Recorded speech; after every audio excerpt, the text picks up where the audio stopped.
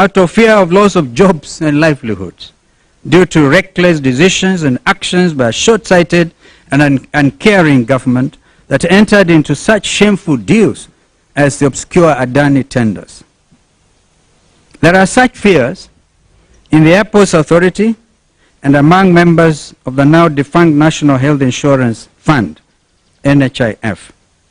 Meanwhile, the Social Health Authority, SHA, that replaced NHIF, is in a state of thorough confusion. Kenyans are dying every day for want of health care because of the confusion in SHA. Was this SHA intended in the first place as a scam? Almost as if it has been in the grip of some mysterious forces from the spiritual world, Kenya Kwanza is visiting untold atrocities upon its citizens. This has been the season of abduction, disappearance, torture, and killing of Kenyan youth. In all this, the government has feigned ignorance. The year we are about to end will be recorded for the battering in the streets and for the killing of our Gen Z youth. Their only sin was that they came out to exercise democratic self-expression and to stage peaceful protests against an untrustworthy regime that has gone rogue. And how did the regime act? They did a parallel of goons to turn otherwise peaceful, legitimate protests upside down. Our youth protested against oppressive tax policies and against bad financial laws and practices. They demonstrated against shameless displays of opulence and of corruption in high places in government. For this, they were battered, their heads were violently opened in the streets. Those pictures outside the National Assembly are still fresh in the minds of Kenyan parents. Their lives were taken away in the prime of youth. They were shoved into gunny bags and thrown into dump sites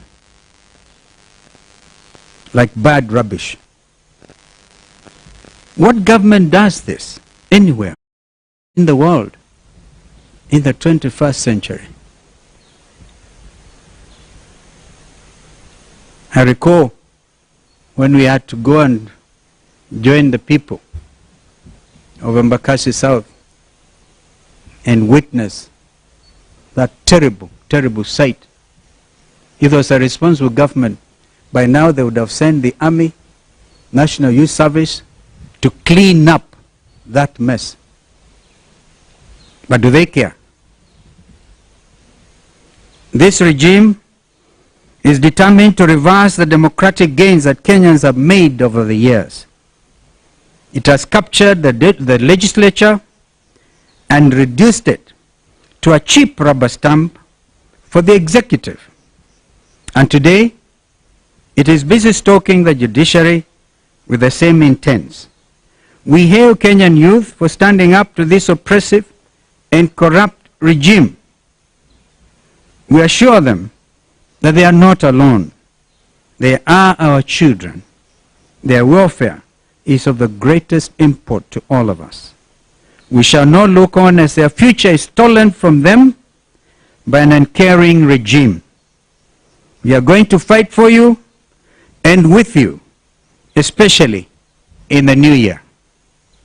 To that extent, we will give direction not too long from now. Prepare for the start of what I call the final liberation of our country. We are sending a warning to the abductors and to the killing squads.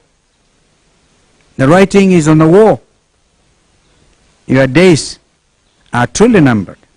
We intend, including court advisory, to send our officers to Haiti.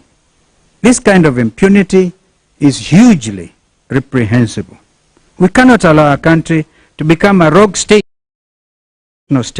international scene. We are closely looking into the matter of deployment to Haiti and will address it more comprehensively in the new year. Closely related to this is the fact that under Kenya Kwanza, our country is now gaining the dubious distinction and outrage of abducting foreign nationals on our soil and deporting them leaves the stage. Fellow Kenyans, these are only a few many concerns in our country today. In a few days' time, they will paint a rosy picture of non-existent achievements over the past 2 years. As this regime has now distinguished itself as an edifice of dry-eyed lies, we urge you to ignore them with the contempt they deserve, knowing well that liberation is never too far. Our day as Kenyans is coming. Otherwise, we wish you a peaceful and reflective festive season. May God bless you. May God bless our country, Kenya. Amen. Yes, sir. And I want to really be